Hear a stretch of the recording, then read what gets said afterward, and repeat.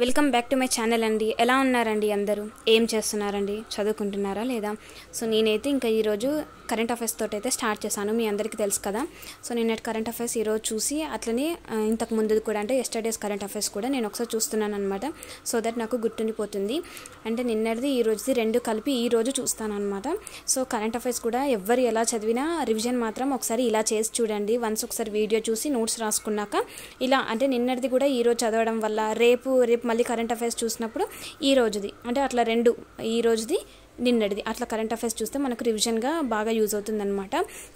So నేనైతే current affairs complete చేసుకున్నానండి. Current affairs complete చేసుకున్నాక నేను మీ అందరికి చెప్తూనే ఉన్నాను కదండి.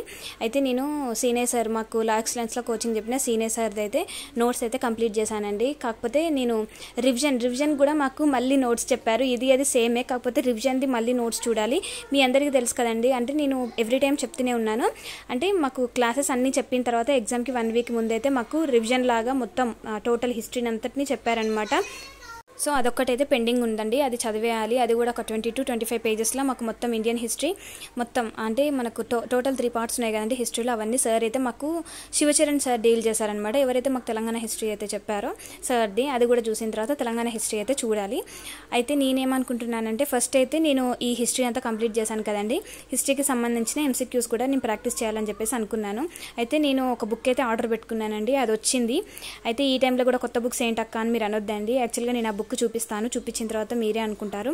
అంటే నేను ఈ తెలంగాణ గ్రూప్స్ ఎగ్జామ్స్ అన్నిటికీ నేను సెంటర్ అయితే మా ఊర్లో పెట్టుకున్నానండి. యూపీఎస్సీకి మాత్రం మా ఊర్లో సెంటర్ లేదనమాట. సో ఎవ్రీ టైం ఎగ్జామ్ రాయడానికి మా ఊరికి వెళ్ళినప్పుడు అయితే బండిల్స్ ఆఫ్ బుక్స్ తీసుకెళ్లాల్సి వస్తుంది. అంటే నేనేంటిదంటే ఎగ్జామ్ ముందు నా దగ్గర అన్ని రిసోర్సెస్ నేను ఏదైతే అంటే నోట్స్ రాసుకున్నానో ఆ బుక్స్ అన్నీ నా దగ్గర ఉండాలన్నమాట. లేకపోతే నాకు ఏదో మిస్ అయిన ఫీలింగ్ అయితే వస్తుంది. So every time full bag నిండా అవే బుక్స్ అయితే తీసుకెళ్తున్నాను. రాసుకున్న నోట్స్, స్టాండర్డ్ బుక్స్ అలా అన్నీ తీసుకెళ్తున్నాను. చదవకపోవడం పక్కకు పెడితే ఖచ్చితంగా నేను తీసుకెళ్తాను అనమాట. ఎగ్జామ్ ముందు నాకు ఎప్పుడు ఏది గుర్తొస్తే అది తీసి చదువుతాను అనమాట. అంటే 3 days ముందు వెళ్తాను కదా. సో అవన్నీ చూస్తాను అనమాట ఒకసారి. సో నేనేంటిదంటే ఈసారి నేను ఈ బుక్ అయితే చూశానండి. ఈ బుక్ నాకు చాలా బాగా నచ్చిందనమాట. సో నేను తీసుకున్నప్పుడు డౌట్ తోటి తీసుకున్నాను. నిజంగా అన్నీ ఒక దగ్గర చేర్చడం అనేది అంటే ఏంటిదంటే ఇలాంటి మనకి ఎంసీక్యూస్ బుక్స్ దొరుకుతాయి. కానీ నేనేమంటున్నానంటే అంత షార్ట్కట్లో అంటే మనకు ఇండియన్ హిస్టరీ కానీ అంటే మొత్తం అంటే మనకు యూపీఎస్సీకి తెలంగాణ గ్రూప్స్కి మనకు ఆల్మోస్ట్ 75% అయితే మనకు సిలబస్ అయితే కవర్ అవుతుంది కదండి. 2 ఓవర్లాప్ అవుతుంది కదా. సో మనకైతే హిస్టరీ కానీ, జోగ్రఫీ కానీ, economy, polity, science and technology, environment and ecology, so ఇవన్నీ అనమాట. ఇవన్నీ మనకు తెలంగాణ గ్రూప్స్ ఎగ్జామ్స్లో ఉన్నాయి, యూపీఎస్సీలో కూడా ఉన్నాయి కదండి. సో నాకు రెండింటికి యూజ్ అవుతుందని చెప్పేసి అయితే ఈ బుక్ తీసుకున్నాను.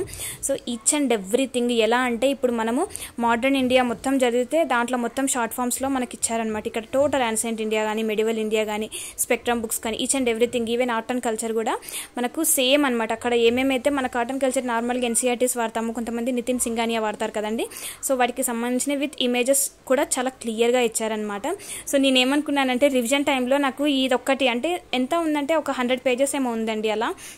సో నేను మొత్తం నా హిస్టరీ అంతా నేను అది చదివి మళ్ళీ నేను ఎన్సీఆర్టీస్ ఏదైతే షార్ట్ ఫామ్లో రాసుకున్నానో అది ఇది మొత్తం కలిపితే నాకు 250 pages పైనే వచ్చిందనమాట నేను రాసుకునే షార్ట్ నోట్స్. సో ఇదైతే బాగా షార్ట్ ఫామ్ లాగా ఉందన్నమాట. అండ్ ఈచ్ అండ్ ఎవ్రీ చాప్టర్కి వెనకాల మనకు ఇవి ఉన్నాయండి, ఏంటి ఎంసీక్యూస్ ఉన్నాయన్నమాట. సో అది బాగా నచ్చింది. అక్క ఇంతకుముందు ఇలాంటివి మీరు చాలా చెప్పారు కదా అక్క అని మీరు అనుకోవచ్చు. సో నేను అదే ఇక్కడ క్లారిఫై చేద్దాం అనుకుంటున్నాను. ఎన్సీఆర్టీ బుక్స్కి వాటికి కూడా వాళ్ళు ఎంసీక్యూస్ ఇచ్చారు. కాకపోతే యాన్సెంట్ ఇండియా, మెడివల్ ఇండియా వీటికి మాత్రం ఎంసీక్యూస్ బుక్స్ దొరకలేదు అనమాట. సో ఇవన్నమాట నేను హిస్టరీకి నేను ఇవి చదివాను. సో వీటికి సంబంధించిన క్వశ్చన్స్ కూడా నేను సాల్వ్ చేయాలని అనిపించింది. ఎందుకంటే నేను రీసెంట్గానే హిస్టరీ కంప్లీట్ చేశాను కాబట్టి 3 ancient India, medieval India, modern India మూడింటిని కంప్లీట్ చేశాను. సో 3 నేను ఏ బుక్స్ అయితే తీసుకున్నానో ఆ బుక్స్ డేటా ఇచ్చేసి వాటికి సంబంధించిన ఎంసీక్యూస్ ఈచ్ అండ్ ఎవ్రీ చాప్టర్కి ఇచ్చారనమాట. సో నేను ఆ చాప్టర్ చదివినప్పుడు ఆ చాప్టర్ వెనకాల ఆ క్వశ్చన్ సాల్వ్ చేస్తే ఇంకా నాకు ఆ చాప్టర్లో మొత్తం అంటే అవగాహన వచ్చినట్టే అనమాట. So this is not only useful for UPSC అండి, మనకు గ్రూప్ 1కి కూడా చాలా అంటే చాలా బాగా యూజ్ అవుతుంది అండ్ గ్రూప్ 2కి కూడా. సో నాట్ ఓన్లీ హిస్టరీ అండి, ఈచ్ అండ్ ఎవ్రీ ఇప్పుడు మీరు చూస్తున్నారు కదా ఇది పాలిటీ అనమాట. పాలిటీలో కూడా మనకు ఎన్నైతే చాప్టర్స్ ఉన్నాయో వాటన్నిటిని కుదించి చాలా క్లియర్గా ఇచ్చాడండి. పార్ట్స్గా మనము ఇంపార్టెంట్ అమెండ్మెంట్ యాక్ట్స్ కానివ్వండి, ఆర్టికల్స్ కానివ్వండి, సో చాలా అంటే చాలా క్లియర్గా ఇచ్చారు. అండ్ దాని వెనకాల కూడా సాల్వ్ చేయడానికి మనకు క్వశ్చన్స్ అంటే మొత్తం మనకు లక్ష్మీకాంత్ బిట్స్ పాలిటీ యొక్క బిట్స్ మనకు ఇంతకుముందు ఇట్లా బిట్స్ దొరికేటట్టుగా లేవు కదండి. మనకు ఎన్సీఆర్టీస్వి ఆ క్వశ్చన్స్కి వాటికి ఉన్నాయన్నమాట. అంటే ఎన్సీఆర్టీ బుక్స్ ఏ క్లాస్కి ఆ చాప్టర్ వైజ్గా మనకు ఎంసీక్యూస్ ఉన్నాయి. కానీ ఇట్లా అయితే లేదనమాట. అంటే లక్ష్మీకాంత్ బుక్కి మనకు చాప్టర్ వైజ్గా క్వశ్చన్స్ అంటే ఎంసీక్యూస్ ప్రాక్టీస్ చేయడానికి లేదు కదా. సో ఇది నాకు చాలా బెస్ట్ సోర్స్ అనిపించింది. నేను ఇంకా రివిజన్ అయితే స్టార్ట్ చేయలేదు, అంటే ఒక్కొక్కటి ఇప్పుడు మెల్లమెల్ల స్టార్ట్ చేస్తున్నా కదండి. అంటే ఇది ఫైనల్ రివిజన్ అనమాట నాది. ఇంతకుముందు నేను ఎంత చదివినప్పటికీ ఎగ్జామ్ ముందు ఏదైతే చదువుతానో అది ఫైనల్ రివిజన్. సో నాకు ఆ ఫైనల్ రివిజన్కి ఈ బుక్ చాలా బాగా యూజ్ అవుతుందని అనిపించిందండి. ఈచ్ అండ్ ఎవ్రీ సబ్జెక్ట్ అనమాట. నేను ఇప్పుడు మీ ముందు మీకు చూపిస్తున్నాను కదండి, ఆల్రెడీ నేను చూశాను. సో మళ్ళీ ఒకసారి చూస్తున్నాను అనమాట. ఎవ్రీథింగ్ మనకు ఎకానమీ కానివ్వండి, నాకైతే ఎకానమీ కొంచెం భయం అవుతుంది. సో నాకు ఈ ఎకానమీ బుక్ చూసిన తర్వాత నాకు ఈ ఎకానమీ ఎంత ఏ బుక్ చదివినా కూడా నాకు క్వశ్చన్స్ నేను సాల్వ్ చేయలేకపోతున్నానే అని చెప్పేసి ఒక బాధ అయితే ఉండేది. సో నాకైతే ఇప్పుడు ఆ బాధ ఏం లేదు. నేను ఫస్ట్ అయితే నేను హిస్టరీ అయిపోయిన తర్వాత జాగ్రఫీ స్టార్ట్ చేద్దామని చెప్పేసి అనుకున్నాను. సో నాకు జాగ్రఫీ నేను అన్ని 4 ఎన్సీఆర్టీస్ కంప్లీట్ చేయడానికి 4 ప్లస్ మొత్తం 5 బుక్స్ అయితే నేను కంప్లీట్ చేయాలండి. మొత్తం ఎన్సీఆర్టీస్ అవన్నీ చేయడానికి నాకు మినిమం 2-3 వీక్స్ పైన పడుతుంది కావచ్చు. అంటే ఇంకా పిల్లలతో చదవాలంటే కొంచెం టైం పడుతుంది కదండి. సో నాకు మేబీ మినిమం అయితే 2 వీక్స్ పడుతుంది. నాకు ఈ 2 వీక్స్ చాలా ఇంపార్టెంట్. ఇందులోనే నేను మొత్తం కంప్లీట్ చేయాలి. సో నేనైతే 1 వీక్ అట్లా టైం పెట్టుకొని ఈ బుక్ అయితే ఒకసారి కంప్లీట్ చేద్దామని అనుకుంటున్నాను. ఇక్కడ కూడా మనకు ఈచ్ అండ్ ఎవ్రీ చాప్టర్కి మనకు 11th 12th 2 ఇంపార్టెంట్ కదండి మనకి ఎన్సీఆర్టీ జాగ్రఫీ. సో వాటికి సంబంధించిన అన్ని ఇచ్చారనమాట ఇక్కడ. సో నాకు రివిజన్కి చాలా బాగా యూజ్ అవుతుందని చెప్పేసి అనుకుంటున్నాను. సో ఈ బుక్కి సంబంధించిన లింక్స్ నేనైతే కింద డిస్క్రిప్షన్లో ఇస్తానండి. ఒకసారి చెక్ చేయండి, మీకు నచ్చితేనే తీసుకోండి. ఎందుకంటే మనము ఎగ్జామ్కి ముందు అన్ని తీసుకెళ్ళలేము కదా, ఈచ్ అండ్ ఎవ్రీ సబ్జెక్ట్. ఇప్పుడు నాకైతే జాగ్రఫీ అయితే నేను అన్ని 4 బుక్స్ తీసుకెళ్ళలేను. హిస్టరీకి కూడా ఈ 2 books plus modern India art and ఇది కూడా తీసుకెళ్ళలేను. మళ్ళీ ఇవన్నీ తీసుకెళ్ళాలి. మళ్ళీ నేను అంటే మనకు సీనియర్ సార్ చెప్పిన నోట్స్ తీసుకెళ్ళాలి, ఇవన్నీ తీసుకెళ్ళాలి కదా. సో వాటన్నిటికంటే బదులు ఇదే ఒకసారి ఇక్కడ చదివినా అనుకోండి, సో ఎట్లా ఫెమిలియర్ అయిపోతాను కాబట్టి బుక్కి నేను ఇంటికి వెళ్ళినప్పుడు ఈ బుక్ ఒకసారి రివైజ్ చేసి నేను ఏదైతే ఎంసీక్యూ సాల్వ్ చేశానో అది కూడా మళ్ళీ ఒకసారి చూస్తే సరిపోతుంది అని చెప్పేసి అనిపించింది. సో ఈచ్ అండ్ ఎవ్రీథింగ్ అండి మనకి ఎకాలజీ ఎన్విరాన్మెంట్ కూడా బేసిక్ లెవెల్ నుంచి ఇచ్చారనమాట. మనకు ఎవ్రీ టైం మనకి ఏంటిదంటే ఎన్విరాన్మెంట్లో నుంచి కూడా కొన్ని టైప్ ఆఫ్ బిట్స్ వస్తున్నాయి. నేను ఏంటిదంటే ఎన్విరాన్మెంట్ అంత క్లియర్గా అయితే ఎప్పుడు చూడలేదండి గ్రూప్ 1కి. సరే అంటే మనకు ప్రిలిమ్స్లో జస్ట్ పాస్ మార్క్స్ రావాలి కదా, అంటే ఆ లెవెల్ మార్క్స్ వస్తే సరిపోతుంది కదా, ఇది మెయిన్స్ కాదు కదా అని చెప్పేసి అనుకునేదాన్ని. సో కొంచెం చిన్న చూపే చూసేదాన్ని. ఈసారి అట్లా చేయొద్దు అనుకుంటున్నానండి. అంటే శంకర్ ఐఏఎస్ చూసేదాన్ని, కానీ శంకర్ ఐఏఎస్ మొత్తం అదంతా చదవాలా అని చెప్పేసి అనిపిస్తూ ఉండేది. కేవలం మాకు లా ఎక్స్టెన్స్లో ఏదైతే షార్ట్ నోట్స్ ఇచ్చారో ఆ పీడిఎఫ్ ఒకసారి చూసి వెళ్ళేదాన్ని. కానీ అందులో నుంచి బిట్స్ వచ్చాయి కాదు, ఏ బిట్స్ ఎక్కడి నుంచి వచ్చాయనేది కొంచెం డౌట్ ఉండే. సో ఒకసారి అయితే ఇది చూద్దామని చెప్పేసి అయితే అనిపించిందండి.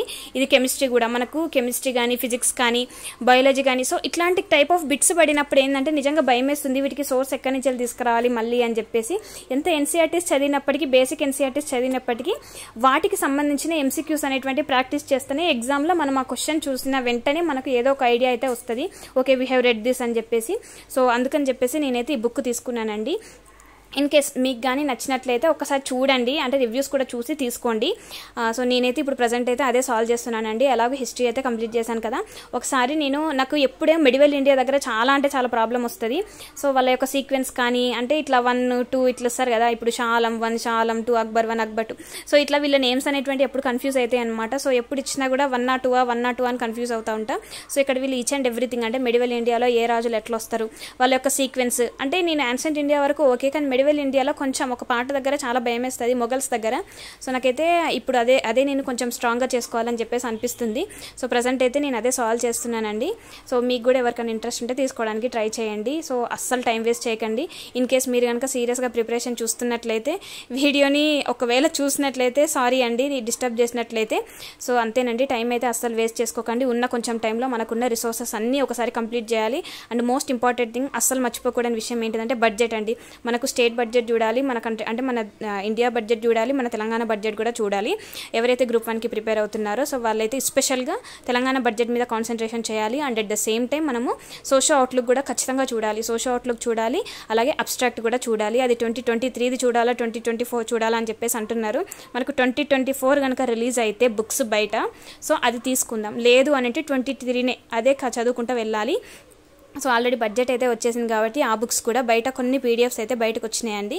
సో ఇన్ కేస్ నాకు కనుక దొరికితే నేనైతే ఇవ్వడానికి ట్రై చేస్తాను. ఎవరైనా షార్ట్ నోట్స్ అట్లా ఏమైనా రాస్తే నాకైతే ఏమైనా ఇన్ఫర్మేషన్ తెలిస్తే ఖచ్చితంగా నేను మీకు టెలిగ్రామ్లో సెండ్ చేస్తూ ఉంటాను. సో చాలా ఇన్ఫర్మేషన్ అయితే నేను టెలిగ్రామ్లో అంటే నాకు తెలిసిన ఇన్ఫర్మేషన్ నేను ఏదైతే స్టోర్ చేయాలనిపిస్తుందో నాకు అది నేను టెలిగ్రామ్లో పోస్ట్ చేస్తున్నాను.